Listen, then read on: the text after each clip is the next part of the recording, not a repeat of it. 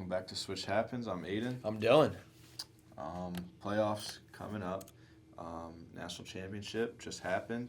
Go Blue. Michigan won it. Took it all. Big time. It was a bittersweet thing because I think this was like a really awesome tournament, and I know a lot of people were upset with the lack of upsets. But I think that especially by the end, this is where I think that's the only time where like this lack of upsets pays off is because you get the best teams at the end. Yeah. And then we fast forward to the NBA, and it's just been injury management, night off, tank. So it's definitely been it was bittersweet watching the tournament kind of go. Yeah. You know? Yeah, for sure. I mean, it's always great basketball tournament because it's not the NBA. Yeah. Like it's two totally different things, but I think it's so refreshing. Yeah.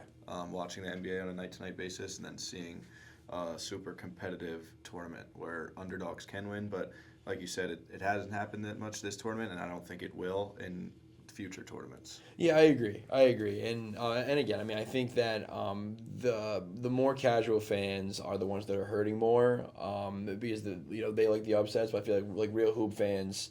I think even though a lot of people won't admit it, I think really enjoyed. I've enjoyed the last two like Elite Eight Final Fours more because I think the teams have been better. And I feel like that might sound like a hot take, but I think if people are really honest with themselves, I think they would agree that I'm not saying that this is better for the sport, but I think for the quality of matchup at the end of the tournament, especially with the way the NBA is, I think it's a good thing in that specific way. For sure, I agree. So coming out of the tournament. I know you've been doing a lot of the prospect scouting all year. Give me like a quick 1 through 5 if you can, like in terms of your personal ranking of prospects. I'm going into the draft. Prospects going into the draft. So who do I think is going to get drafted 1 through 5? Who do you, if fit wasn't a question, who do you think should be drafted 1 through 5? If every team was just the same, you know what I'm saying? I think I've stuck with this throughout the whole year. I think AJ Demancey is the number 1. Love it. I think if you want a guy to be your superstar, I think AJ fits that mold the most. Agree. And then number 2, like literally an inch behind him, is Darren Peterson. Mm-hmm. I think he's the most polished prospect we've seen in a while. I mean, AJ's very polished, but like DP just on offense, defense, his efficiency is not like AJ's. For sure.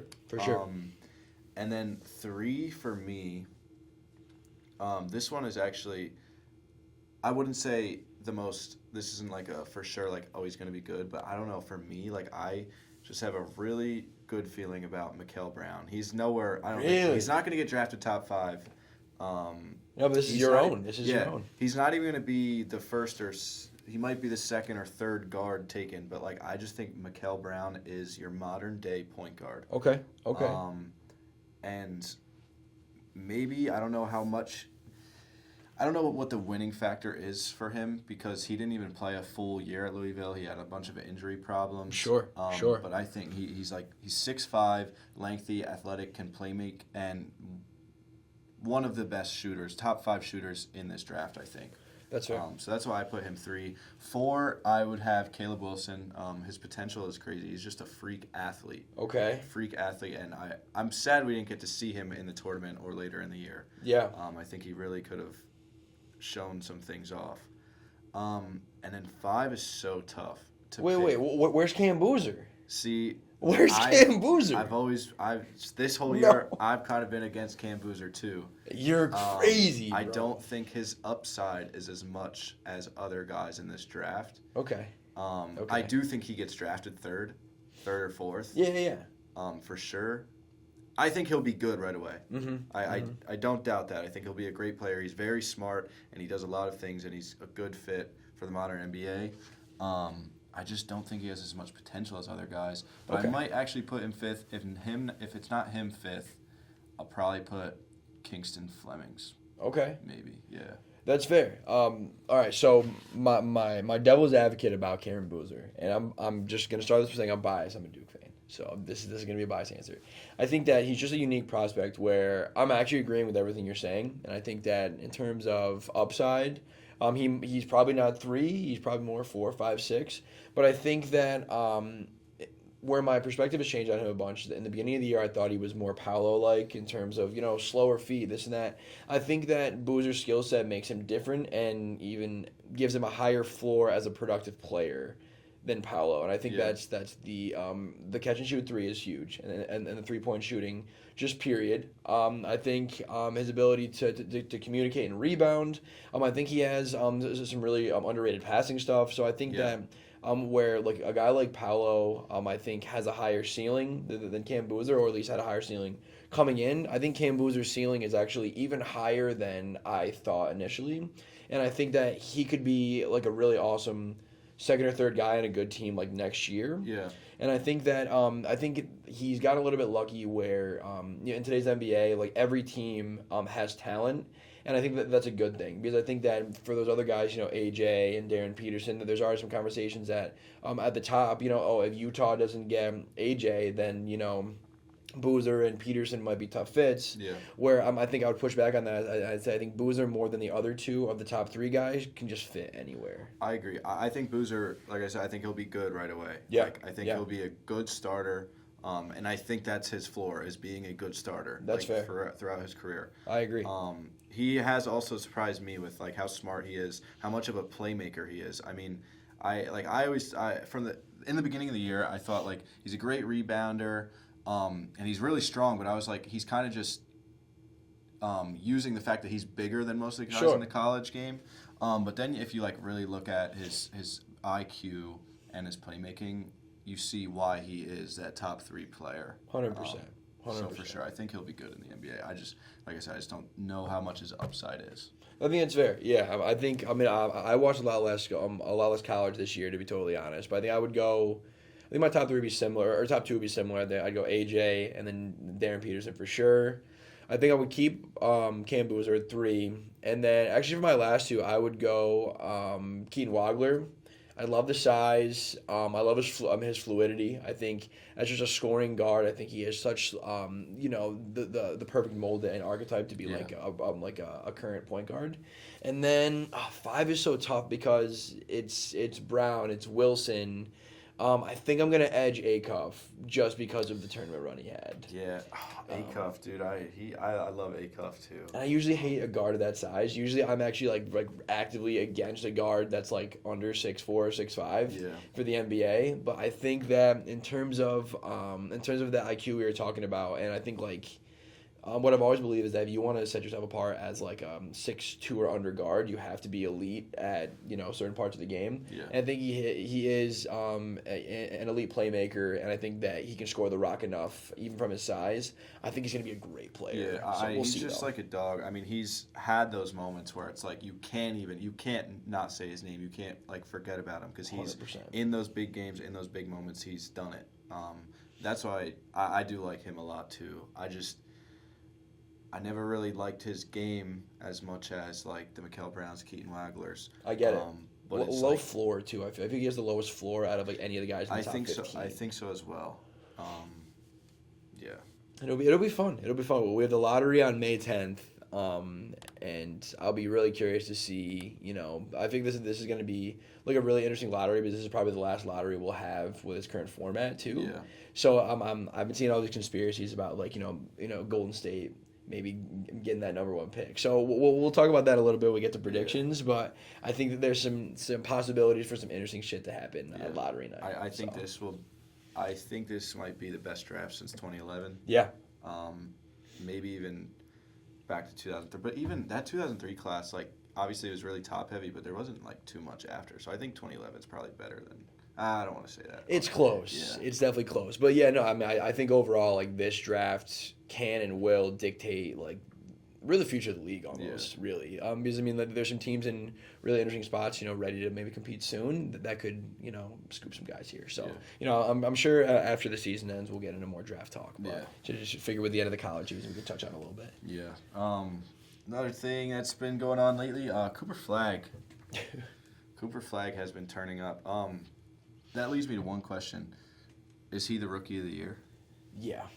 I think so. I think these last couple performances were I think he already had it, But I think that these last couple performances were like, nail in the coffin. Yeah. Like that 50 burger was all ethical buckets too. I know know. coming off this Bam Adebayo thing, we're always talking about ethical buckets now. Yeah. This dude was just getting them at like contested mid range, dunking on people, a crazy sidestep three. Like he was getting it. Like these are real buckets. Yeah. So I had to give him some flowers for that. Yeah, no, I mean I think like a month ago, Khan was the favorite. Yeah. I think it was always after the first month of the season.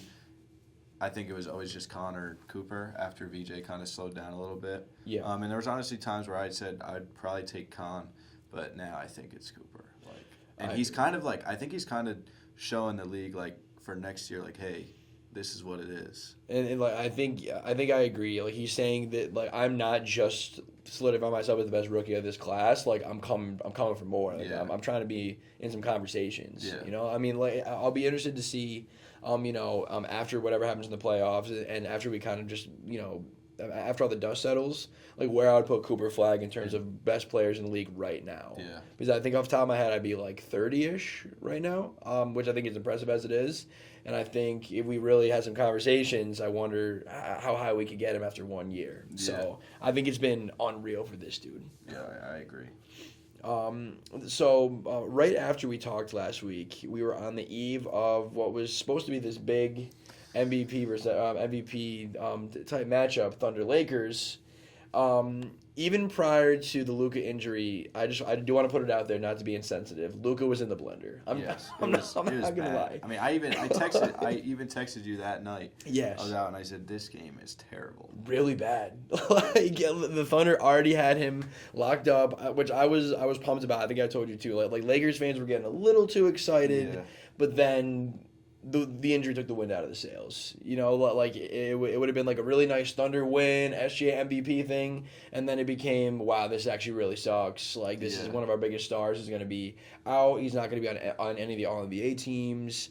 And we're I mean, depending on how the injury looks, we may not see this guy for the rest of the year. Yeah, so it's a grade 2 hamstring strain, which typically is a month-long recovery process, Brutal. said his agent. But he is in Spain now, and they're looking to fix it up so he can make a return in the playoffs. But another thing is Austin Reeves is out with an oblique injury, and he'll miss the rest of the season, and it's expected to be sidelined for around 4 to 6 weeks. Awful, dude. Awful. And this is the worst part is this is coming off insane end of the year the Lakers were having. Yeah. But how tight the race is, losing these last 5 games drops them from they were at the number 3 to now I'm 4. predicting them to finish at the 5th though. Yeah. I'm the 5th as well. And I mean they could have faced Minnesota in the first round, and now they're going to get Houston, who we'll talk about Houston. That is one of the teams I at least want to play right now. They're on like a 7-game win streak, and they're going into that first round with just LeBron. I mean, I'm just looking at the playoff dates, and the second round starts, May 4th, and that's a month from now, and so they would have to make it out of the first round just to have a chance for Reeves and or Luka to come back. So it's looking pretty grim for them. And obviously, LeBron could put up the numbers, but I don't think him putting up the numbers isn't affecting winning anymore. I agree. And I think there's a really fun outcome of this where I think the funny thing would be if Bronny James just popped off. Yeah. I don't think he would, but I think and that's someone who was really against the Bronny James thing. This is his opportunity. Imagine he comes out against the Rockets and just it averages 18, 7 and 4 and they advance. You never know. Exactly. But yeah, I mean on the real, this is gonna be the last time that we see our guy LeBron lead a team into the playoffs, and it's not because of really anything of his doing. No. It's because he has to. Yeah.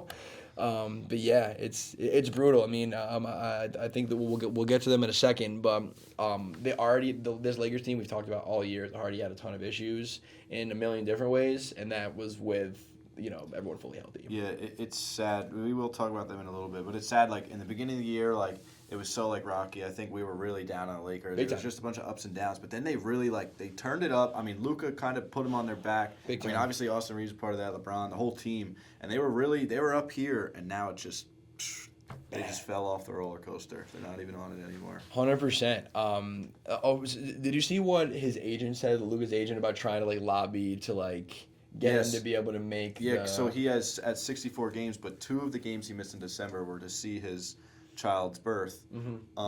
But actually, he was defended by T-Mac and Carmelo Anthony. Okay. Saying like he should get an unusual circumstance. Like this wasn't an injury, this wasn't load management. Like he was going to take care of family matters.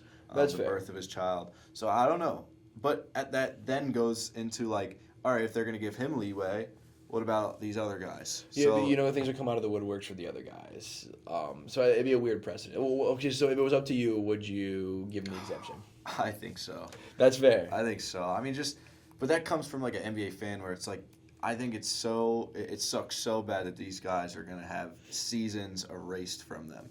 I agree. And I think I said something similar on a pod earlier in the year, but I think I'm going to go the other way, but using some of the same rationale. So, like, as a fan, it sucks that this happens. So I almost think that, unfortunately for Luka, like, for him to miss a year where he would have been a first-team guy and miss MVP votes, I think is the biggest message to the league that you could possibly have. Is having one of your marquee stars not be able to kind of, get one of the accolades that we care about so much. Yeah. And I think that even though it would suck for him in the long term, I think this could be just another piece of why the 65-game thing isn't working. Yeah. So it'd be a bummer. I mean, I think I wouldn't for that, but I could see it either way. Yeah, me too. This is all on Adam Silver, man. It is. It's gonna be a big offseason. It's gonna be a big couple years for our guy here. Yeah. I think that topic comes up more and more now. So we'll see. All right. Shall we get into it? Playoff preview, Western Conference. Yeah, let's do it. Only 3 games left. Does anybody have 4 games still? I don't. Not in the West. I don't, at least. Yeah, no, I think we're good to go here. Yeah. So the seeding is almost set in stone, but there's a couple big games for seeding. Huge. So number 1 is the Thunder. Yep. I think I have them going 2-1 the rest of the year, 65-17. And my floor for them is the semifinals. That's fair. And my ceiling is champions. I like that. The way I put the floor like this, because the way that I have the seeds falling here, I think we have a favorable second round matchup. I agree. And then you got them first too. Yeah, I have the first as well. Yeah. My X factor for the OKC Thunder is J-Dub. He's played less than half the season. I think he is our true number 2 when he's healthy. An important part for us on offense and defense. He's a proven all-star, capable of taking over playoff games, which is the biggest thing. I mean, last year in the playoffs, he scored 34 points with 14 in the fourth quarter against Minnesota in the semis when it was 2-1 to make it 3-1. Mm-hmm. And then in the finals, in a big swing game, scored 40 points when it was 2-2. Yep. I was there, side note. Yeah. And then I pulled this stat together. So when SGA has 30 points, which is almost every night, but J-Dub has 20 points on top of that. And since last season to now, we are 34-6 when that happens, and 6-0 this year. But 3 of those 6 losses were 1-possession games, and none of them were by more than 7. Damn. Okay. So if they pop, then we get the job done. Yeah. Interesting. I like that because he's also my X factor. Because I think that it's not because of him as a player, it's just because of the year. I mean, he's been hurt a ton. Yes. Right now, in terms of there's this great stat called DPM, or it's like daily plus minus, like it has a bunch of things adjusted for it. He's number 5 right now. He's behind SGA, Chet, but then Caruso and Hardenstein. And then and a lot of those big like analytical like catch-all stats. Yeah. He's like 4, 5, 6, and it's consistently again SGA, which is expected. Chet, which is not super surprising, but then like Caruso and Hardenstein have been more impactful on the floor for us when everyone plays this year. Yeah. And the Thunder actually 3 points worse with Dub on the floor right now, which has gotten better. And I think part of it is injuries and this and that. But I think it's time. I mean, push comes to shove. Like, we need this guy to show up. I mean, if he didn't have 40 in Game 5, or I mean, if he didn't play like he did in the Denver series, the Thunder don't have a ring right now. It's a very different conversation. So, I mean, injuries have been kind of I don't want to say the excuse, but the reason all year, I feel like. And I think where we've come to the time where that's not enough anymore. Yeah, I also chose it because he has been hurt. And I think if there's like one guy that could actually swing a game if he pops off, is Jalen Williams. Yeah. Because, I mean, we know Shea's going to be consistent. We know what our role players are going to give us. Sure. Obviously, those guys fluctuate. Like, Lou Dort will have some big games. But I think, like, on a nightly basis, like, J-Dub is the guy we need to kind of be that number 2. I agree, and I think I was hard-pressed to pick Chet because I do think that there's a similar conversation in there for Chet, but I think the difference with Chet is we haven't seen him consistently do this yet, and I think that the Chet conversation is more of a long-term discussion on going into next year and the years moving forward, especially as we lose all these guys we can't pay anymore. When we just have the big 3, we're going to need Chet to do more consistently offensively, but in the short term, in the let's win another championship, I think the heat has got to be on J-Dub, and pressure in a good way because he's earned that. Yeah. You know, he was a third-team All-NBA guy last year. Like we need that guy back in terms of winning another ring. Yeah. And I think with my floor, I think I'm going to push my floor for them to Western Conference Final purely because of the way I think the standings are going to shake up. Which no, that's what I meant. Oh, semifinal. I meant semifinals. Western Conference. Oh, yes. Okay, yeah, we're on the same page then. I always call it the semifinals instead of like the conference finals. I don't know why. Yeah. Well, you're right technically. You're right, but yeah, okay. So we're the same there, and I'm sure we're the same at 2. Yeah. Spurs at 2. Spurs at 2. I got them finishing 2-1 here, so 62-20. Yep. Good record. Yeah. What about ceiling and floor? My floor is the second round. Yep. And my ceiling is champs. I like that. I'm the same. I think they have enough. It just depends on the team. My X factor, I actually have De'Aaron Fox. Okay. Because I was digging. Their whole team is great. Obviously, we know about Wemby. But I wanted to, like, just knowing De'Aaron Fox and what he's done in his career. He hasn't really been able to do it at this high of a level, like at this big of a stage yet, which they haven't gotten there yet. But I think he's a guy that can go off and win them games as their number 2. So this year, they're 24-5 when he scores 20 points. With Wemby on the floor, they're 22-3. Okay. 30-7 when he shoots 50%. 27-6 with Wemby alongside of him. Yep. 22-3 when he does both, score 20 points and shoots 50%. 20-2 with Wemby. Okay. Jesus Christ. And now they're 15-2 when he has 20 points, 5 assists. 13-1 with Wemby alongside of him. Okay. And then with all 3, so 20 points, shooting 50%, 5 assists. They're 12-1, and then with Wemby alongside him, they're 9-0. Okay. So that's huge. Yeah, I mean, I know that was a lot of numbers like thrown out, but basically it's just the correlation of him having a good game, being efficient, and dishing the ball out, and then the combination with Wemby on the floor, it leads to a lot of wins and a little bit of losses. That's fair. Yeah. I think that is when they're cooking with the sauce. So I mean, so my X factor, it involves De'Aaron Fox, but I just put overall like guard shooting. Just overall from a guard shooting perspective, all 3 of the main guards, Fox is shooting the best out of those 3, but Castle and Harper are all shooting like 34% or under. Yeah. They had a crazy stretch in about February where they were all shooting like under 30% in this couple game span, and it was a really small sample size. But during that time period, I think they were like 17th or 18th in O rating. So like there was just a really really small sample size, but it just showed that I think that their biggest, I wouldn't even say weakness, but their biggest, deficiency is that shooting. Because I mean, they're in the upper echelons of rebounding and scoring and generating turnovers and all of the stats that point to them being a great team, aside from shooting, whether it be makes, attempts, percentage, any significant shooting stat, they are just middle of the pack. They're not bottom of the league, but they are middle of the pack. And I do think that's interesting. There was even this interesting viz I was looking at about the creation of open threes and how much teams knock down open threes, and the Spurs are literally directly in the middle of just literally in the mid zone. Yeah. So again, I don't think it's a massive deficiency, but when looking at X factors, if the guards don't shoot well and we're just relying on Wemby to create offense, which I think we've seen he's not. I think that's one of the last things he has to unlock. He's not ready for that yet. Yeah. I think a team with good good defense by the rim. The Thunder. Denver's actually been pretty good by the rim this year. I think could take them out. So I think I'm totally with you. Second round, especially if they have to face Denver, that's going to be a ridiculous series. And then their ceiling is champs. Yeah. Easily. Yeah. And then finishing third, I have the Nuggets. Agree. Finishing 53-29. I think they go 2-1 here.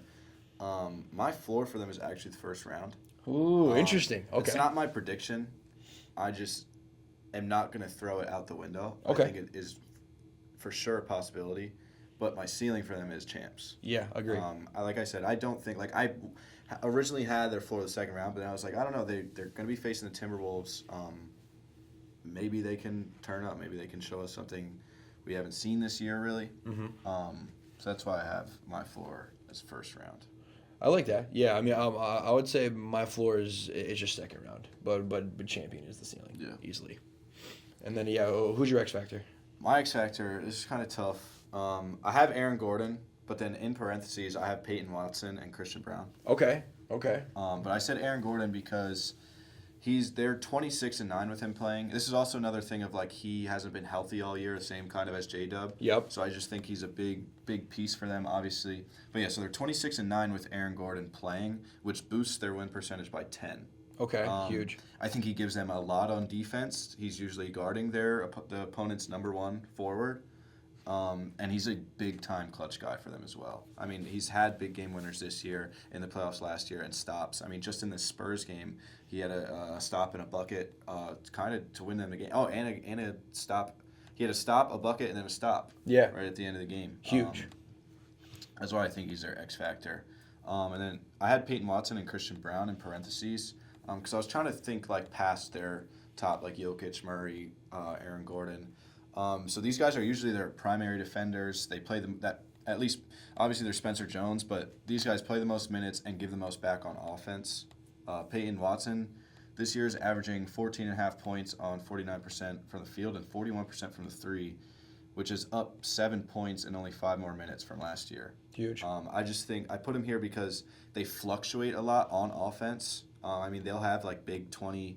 I mean, Peyton Watson had some 30-point games, but they also have 0 to 7-point games. Yeah. So I think if they can give them a consistent offensive and defensive output, it'll help them win a lot of games. Yeah, no, I'm with you. I mean, it's funny. I mean, I don't have the same names down, but it's the same vibe. I mean, I had Cam Johnson, and then I had Peyton Watson, kind of next to him as well, for the same reason. I mean, you know what you're getting out of Jokic night tonight. Murray's been, especially down the stretch, absolutely lights out. I think they're 13-2 in their last 15 games. Murray's been a top 15 scorer in that time. Gordon, as you mentioned, has just been, he guards the best player on the other team. They rely on him for scoring. And I think that I'm finally ready to say I think I was wrong about the Michael Porter Jr. trade. And I was super pumped about it. I thought this was a home run for the Nuggets. I thought Cam Johnson was going to come in and be everything all the good stuff that Michael Porter brought, as well as the stuff that he didn't. Yeah.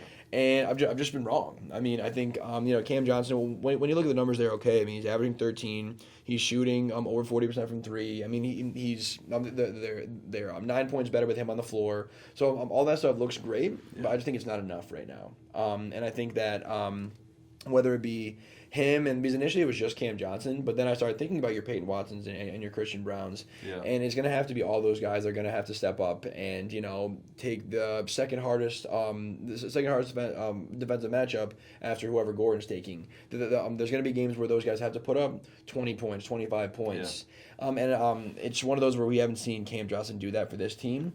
Christian Brown offensively, he's had a little bit of a lower offensive year, and Peyton Watson, when he's been healthy, has been great, but it's been a little sporadic. So I'm totally with you. I think that the wings after Gordon, I think are my X factors, Yeah. especially in the playoffs when the lineup shrinks so much. You have to have quality guys out there at all times, and I think all those guys can be that. I think it's going to be interesting to see what the decisions are down the stretch of like for the closing lineup who's out there. Yeah. So I'm honestly I'll ask. So how would you rank Johnson, Watson, and Brown in terms of who you would trust the most to be out there at the end of the game? Oh, see, the trust thing is like if I am Nikola Jokic, I'd probably have Christian Brown one, because he's been here and he's done things in the playoffs like last year, the year before that. Yep. That have already proven I can trust him. That's fair. But if I'm talking like if I'm looking at it and just overall, I think Cam Johnson. I think he's a super smart player. I mean, his numbers don't pop, and he hasn't really been like his where we've seen him before this year. Yes. But I would definitely trust him the most. I think Peyton Watson would have to go last for me. So I think I would go Christian Brown, Cam Johnson, and then Peyton Watson. I like that. I think Watson definitely goes to 3 for me as well. Just unproven in the big moments right now. I'm not saying he can't do it, but I think that, again, if we're going by, like you said, like past performances, I think I'm going to swap Johnson and Brown purely because even though we haven't seen it here, I think Johnson, we've seen Johnson shoulder like a heavier load on both ends in the past. I am totally fine with that. Like it's close. Yeah, it's 100% close. But then I could see the Brown thing because he's done that with this team. Yeah. So I think it'd be interesting. And I mean, I'm just looking at their lineup now. I mean, some guys that probably aren't going to play. I think Watson might be if he doesn't perform well in the playoffs, he could be cut out of the lineup because after the top 3, and then Brown and Johnson. There's Bruce Brown is still in the rotation. They have Tim Hardaway in the rotation. They have I think Valanciunas is back now. He was hurt for a bit. Yeah. So like the rotation shrinks. Someone's going to be the odd man out there too. So I wonder who it is. Another thing I'd give to Christian Brown is he's a big he's an electric guy. Like he's a hustle guy. Yes. So I think he brings a lot for them just like emotionally kind of as well. I think that's fair too. Yeah. Denver, I mean, knock on wood. I mean, I'm hoping we get to see this series. Denver Spurs is going to be ridiculous. Amazing, yeah. Those 2 games down the stretch, but both of the Nuggets Spurs games have been just some of the best hoop. Yeah. I mean, definitely some of the best hoop. Probably the best hoop since the All-Star break. Yeah. But some of the best games all year. I agree. And this is great as we talk about these next couple teams. The Thunder are probably gonna miss Denver and San Antonio in the second round. Yes. I could not be happier about that. All right, so who do you have at 4? I'm thinking we have the same 4 as Rockets. well. Yeah, I have Houston as well. I've got them 52 and 30. I've got them going 2-1. Okay. Because they're only a game shy of 3. Yeah. So I don't know what would happen if the Nuggets and Rockets both finished with the same record. I don't know, and I didn't feel like using the brain power to go and look at it. But I think the Rockets finish at 4 either way. My floor for them is the first round, even though, I mean, I know the Lakers are hurt, which is most likely going to be their matchup, so I think they would obviously win. Who knows, though? But yeah, who knows? I'm with you. Their ceiling for me is the conference finals. Okay. I know they've been playing very, very well, but I do not think they will beat the Thunder, Spurs, or Nuggets. Or at least coming off from the Thunder to beat the Spurs or Nuggets. I don't think they will. I'm with you. I think without a guard like that, without a really solid perimeter guard, I think it's gonna be tough for them to take on any of the perimeter defenders that any of the top teams have. So I'm with you for ceiling and floor. Yeah. My X factor, it would be like the guard play, same as the Spurs, but I chose KD. Okay. Because I looked at it as in like X factor, as in who will them to win the game, who will have a big game and make them win. Mm-hmm. And I had KD. And I was looking at what's their record versus the top teams. So they're 4-10 versus OKC, San Antonio, Denver, and the Lakers. 3-8 versus OKC, San Antonio, and Denver. And his averages, they're not super crazy. It's 20.9 points, 4.8 rebounds, 4.4 assists, 50% from the field, 38% 3-point line, 3 turnovers. But they are 45-17. Well, he's 45-17 versus everyone else. Mm-hmm. Up 5 points, averaging 25.9, 5.2 rebounds, 4.9 assists, 53% from the field and 41% from the 3-point line and 2.5 turnovers. So like the numbers aren't a crazy difference. So I don't have that much statistical backing. I just think KD is going to have to be the number one without a doubt for them to win games. Yeah, I like that. I have Reed Shepard. I think on the fly. I'm not going to change it, but I'm going to change my rationale. Because I had Reed Shepard before because he's their only like traditional point guard and ball handler. Yeah. But I think this is almost more of an Amen Thompson thing. Because I think that if Reed Shepard isn't knocking down shots, then the primary creator and ball handler responsibilities go to Amen Thompson. Yeah. So I think it's kind of like a Reed Amen thing, and I think that against the best teams, they haven't been great, and I think that. I kind of undersold the Fred VanVleet injury at the beginning of the year because I thought that Ahmed was going to be ready to step up more. I thought Reed was going to be, honestly, Reed is exactly how good I thought he was going to be. I think I didn't think about the defensive stuff enough. Yeah. And he's just going to be hunted defensively against every single one of these teams. You know, even the guards. You know, if he plays with Thunder, you know, Dort is going to post him up. You know, like SGA is going to post him up. You know, like I just think he's going to be just muscled out of the rotation. Yeah. So yeah, I think whoever takes their primary ball handling responsibilities, that's going to be the X factor. I think that we've seen in the past. You know, I think a big example is when you look back to some of those Boston teams, as of recent, some of these Jalen and Jason teams that went down to the Heat and you know, and even to the Knicks before the Tatum injury, it was some of that ball handling stuff I think really affected them. Yeah. And you know, not being able to get into sets, you know, being, you know, pressured full court, I think actually is an underrated part of the game.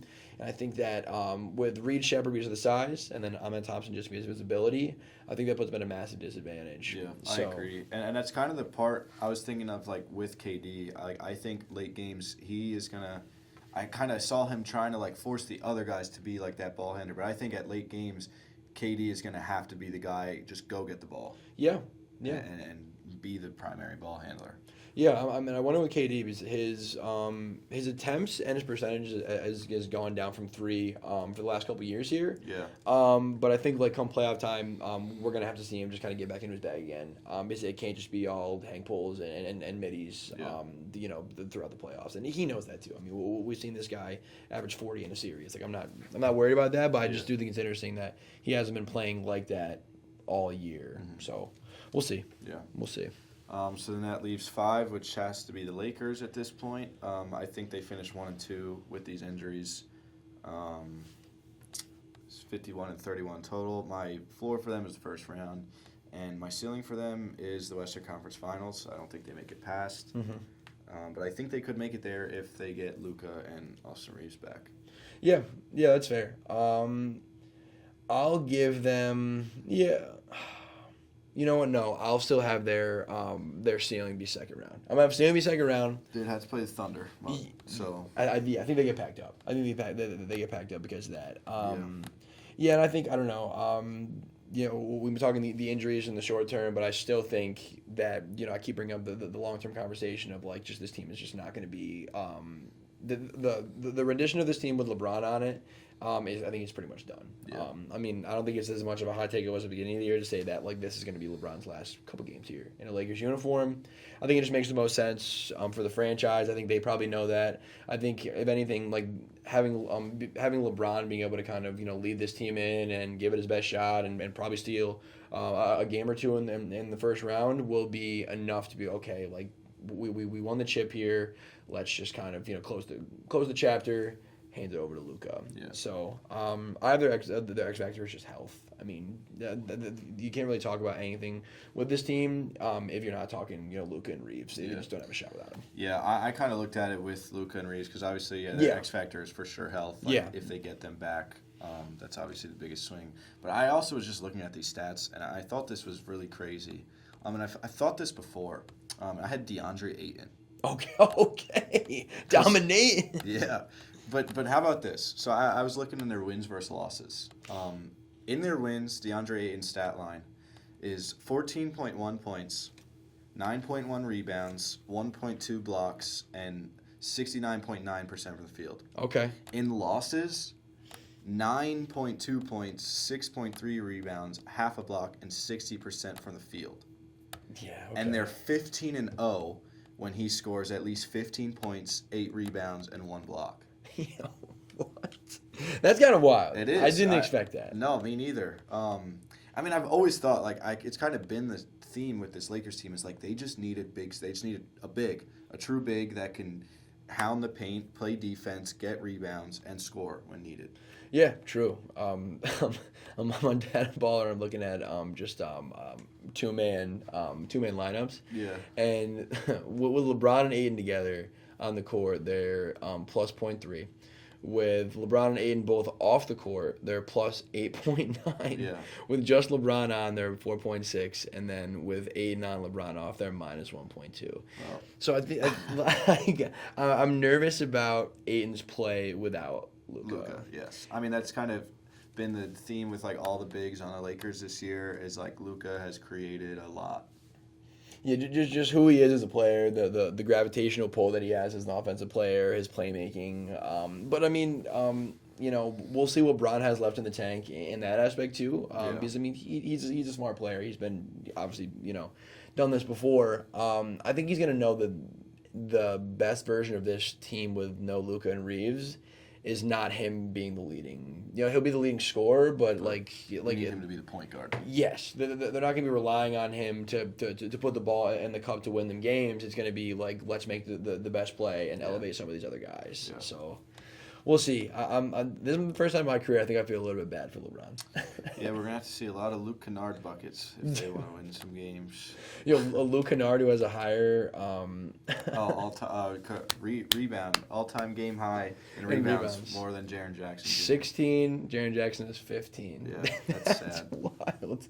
That's wild. But anyways, Timberwolves at 6. Yep. 48 and 34. I think they finish. I think they go 1-2. My floor for them is the first round. My ceiling is the second round.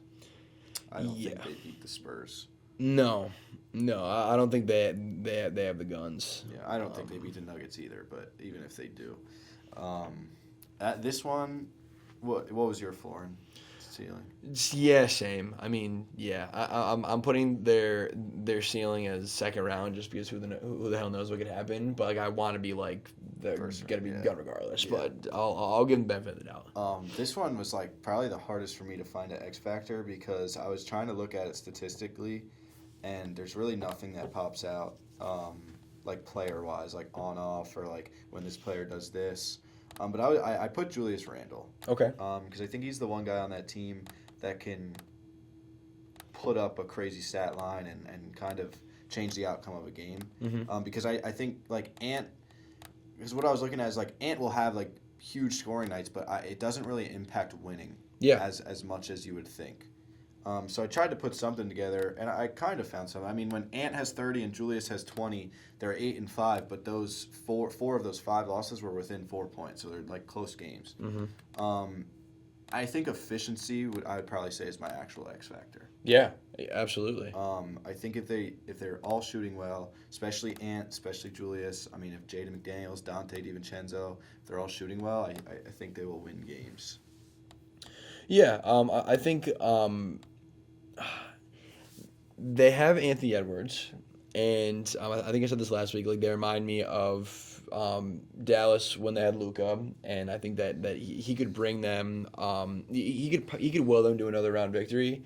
I mean, especially when in certain matchups, Gobert is still elite. In a bunch of the defensive metrics, like he's like still an elite defensive player. I think in the regular season, you're not planning around him night to night. Where in the playoffs, you do a little bit more. But I mean, he's still effective in spot minutes. I think Randall has actually been sneakily like really, really good in the last couple of years here. Either X factor as Big Jelly, because I think that defensively you're gonna have your Ios and your McDaniels and your Ants, doing work on the perimeter. Like you have Gobert, but then when Gobert's off the floor, and then even when he's on the floor, they're gonna need Jelly to put the ball in the hoop a little bit more here. But I think that's the problem with this team now is after Ant and Randall, who's gonna be your go-to third scorer? Obviously not Gobert. It's not really Io's game. Same thing with McDaniels. I mean, I think he showed a little bit more. But I think something interesting with Jelly, I was doing a lot of looking at those just like two-man lineups for teams, and out of that top group of like Gobert, Io, Ant, Jelly, and Jaden McDaniels, the two-man lineup of Ant and Naz Reid is like the worst out of all of them. It's still like just about plus 3 points in terms of net rating. So I mean, like they're still winning those minutes. Yeah. But I did think it was interesting that he that duo was the worst. I would have expected it to be maybe one of the Io McDaniels or Io Gobert since the lack of the offense. But yeah, I don't know. I just think we've talked a bunch this year about how we're kind of waiting for Naz Reid to kind of wake up again and or even just take another step. That hasn't happened. So I think that both for this playoffs and then also moving forward. I didn't expect this coming out of last season, but I think that if I'm the T-Wolves, I'm kind of asking myself, where does this guy fit in our team now and moving forward? Yeah, I think with him, it's just like they need to see improvement. Yeah, 100%. Especially at this age, Yeah. But we'll see. 7, got the Phoenix Suns. I think they're almost a lock there, I think. I have them finishing 2-1 for the rest of the year. So they'll be 45 and 37. My floor for them is not making the playoffs, and my ceiling for them is losing in the first round. Yep. They could get the Spurs or the Thunder. I don't see them beating either of them. And this was also another tough one to find like their true X factor. But I just threw like Grayson Allen, Colin Gillespie, Royce O'Neal. They're all like sharpshooter hustle guys. I think they can steal or win games if they turn up, which would be on top. But they would need to be on top of D Book's scoring, playmaking, and Dillon Brooks' defense. Yep. I mean, I looked in wins. Grayson Allen's a 40% shooter from the field, from the 3-point line. Gillespie's 42% from the 3-point line, and O'Neal is 44% from the 3-point line. Okay. That shoot, they'll definitely need those guys around the fringes to be able to perform. So I went with Dillon Brooks for the X Factor. I just feel like it's been a tale of two players before and after the injury. Before the injury, there was a span he was averaging like 25.6 points a game. But bring all the defensive stuff that we knew and loved, or I don't know about loved, but knew coming from him.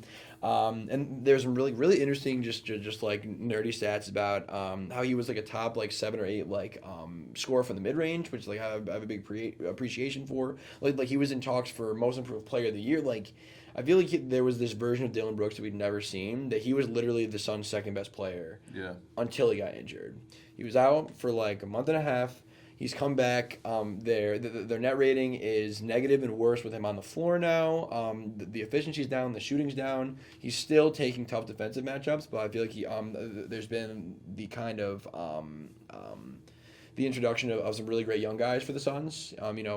Flemings has been awesome, and Iguodala has been awesome. So it's interesting where I feel like Brooks got hurt in the best position of his career and came back, and he's not the odd man out, but it definitely just feels different. And I think that I don't know. I was never really scared of the Suns team as it is, and now I'm just kind of out. I think. Like his coming back and like his on-off kind of stats kind of turned me away from Brooks, because that's what I originally thought of. Yeah. Like Dillon Brooks being their X factor. But then those kind of turned me away. But yeah, before injury, he was kind of on a tear. 100%. So we'll see. I mean, I do think it's pretty cool, like what the Suns have done, and like I think this will be something that's kind of like lost to history. I think is like no one's gonna care about this number 7 Phoenix Suns year, or what Dillon Brooks did for the locker room. But like it reminds me of like not exactly the same, but of like when Russ went to the Wizards, and just like when you see vets go to these teams and actually do the like locker room vet thing and have it be productive. Yeah, I think this was a really cool example of it. So just a quick little Dillon Brooks shout out. I see you over here. All right, who we got 8 next? Yeah, so this is 8 and 9 is where it gets a little mixy, I think. But I have the Clippers at 8. I have the Clippers at 8 as well. So I have them finishing 42 and 40. I actually have them going 1 and 2. My floor for them is not making the playoffs. My ceiling is losing in the first round. I think I have all the playing teams, their floor and ceiling the same. I don't see any of them winning a first round, I don't think. Mm-hmm. And I can see all of them not making the playoffs. I think the plans will be very competitive. Clippers are my only team I actually do have as their ceiling as second round. Really? They're not being the Thunder, but I'm not going to undersell the power of Kawhi Leonard. I think that he is that good. Yeah. And I think that the guys around him just have to do enough. Yeah. I think if he's at peak of powers, I can see that dude guarding Wemby for 6 games, 7 Yeah. games. So is he your X factor? Yeah. Yes. For he sure. is my X factor. For too. sure. Um, They go as far as he takes them. Yeah, that's basically what I have. I said, like, we know what he's capable of. He's just like an all-around robot. Yes. He's carried teams before. He took the second-best team in the West last year, not by record, but by what I think was the second-best team, to 7, the Nuggets. And he's willed this team from 6-21 to 8th in the West. Yeah. And then I wanted to get some stats. So this year, they are 8-0 when he has 25 points, 5 rebounds, 5 assists. Okay. And they're 5-1 when he has 45-plus points, rebounds, assists, steals, blocks. The fact that there's 6 games where that happened is I know. ridiculous. So it's just like, I mean, they do win when he just takes over. It's a 15-point swing when he's off the floor. With Yeah. him not on the floor, they're -6.5. With him on the floor, they're +8. Yeah, it's crazy. It is crazy. Yeah, I mean, it's Kawhi Leonard. I mean, I don't have a ton to add. I mean, it's if he doesn't play well, then they're gonna get swept, and if he plays well, then they could beat the Spurs in 7 games, Yeah. 6 games. I mean, I don't think there's any way that they'd beat OKC. That's a very biased answer, but like, I just think that. Yeah, I don't know if he could do enough, but I don't know. It's going against Spurs, old home. So I think there's maybe storylines he's just- there. You know. Yeah. I believe in that storyline BS. That would be insane. Dude. That would be insane. That might be the best performance anybody's ever. Yeah, that would be like another like get back for Kawhi, because there was so much time and accolades he missed because of injuries. This would be one that, even though it's not like a real stat or like a title, this would be a marquee iconic performance. Yeah. So I hope it happens. Actually. Like selfishly, Yeah, so do I. bro. Yeah, so we'll see. 9 Trailblazers. Trailblazers. Yeah, I got them going 41-41, 500. I think they go 1-2. Rest of the year, floor for them is not make the playoffs. Ceiling is first round. I think if I had to actually choose just a BS X factor, it's getting to the 8th spot. Sure. But my actual X factor for them is limiting turnovers / Drew Holiday. Okay. So they actually turn the ball over the most in the league, 17 turnovers a game. Yep. They allow the most points off of turnovers, which is kind of obvious, but 22 points off of turnovers, which is 19% of the points they give up. Okay, that's actually insane. Yeah. And on top of that, they will most likely be playing the Warriors in the first game of the play-ins, who are 2nd in steals, or the Suns, who are 4th in steals, Okay. or the Clippers, who are 6th in steals. Yep. And then if they win in the play-ins, they'll most likely play the Thunder, who are 1st in deflections. Yeah, that's insane. And Drew Holiday is their real, veteran, true point guard, take care of the ball, and he has a plus 4.6 on-off rating. Okay. So on the floor, they're plus 1.1. Off the floor, minus 3.5. That's huge, actually. Okay, that's big. And initially, I was gonna go with Denny with a similar they'll go as far as. Yeah, that's what I was thinking as well. But the only thing with Denny is that with him on the floor, they are 5 points worse defensively. It's like that was just kind of troubling for me. So then I just kind of switched to overall just offense because I think that. In order for them to win games, it looks like he's gonna have to just overcompensate offensively, or some other guys are gonna have to play really well when he's off the floor. I just think it's really tough when your best player, who's a wing and is probably gonna be guarding the other team's best wing, is terrible defensively. Yeah. So I think they'll just have to put the ball in the hoop and obviously not turn the rock over. So Portland was a tough team. I was really hot on them at the beginning of the year. I still like Denny. I just don't understand the makeup of the team. They have Kamara is an absolute blue chip defender. Denny's obviously going to be a star. I like Klingon, but this team just feels like the epitome of not ready, and more than a couple pieces away.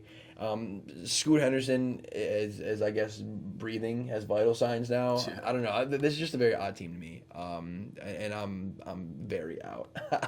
I'd be shocked if they made it in at this rate, but I'm with you on the floor. Miss playoffs or lose first round. Yeah. It's the plan. You never know. Yep. And then 10 is the Warriors. I think they go 39-43. I think they go 2-1. Floor is not making the playoffs, and their ceiling for me is the first round. Yeah. I don't really have much on this team because their X factor is Steph Curry. Yep. It's just whatever he does is going to be what happens to them. I mean, they're 234, and his career record when he has 30 points is 234 to 91 losses. Damn, that's kind of crazy. We had a little technical difficulty, so we'll end it here. Brandon Hooper, Monte Ellis. Yep, I like it. I'll stay with the Warriors. I'm going to go Andres Biedrins, so shout out Golden State. All right. Thank you guys for watching. Swish happens.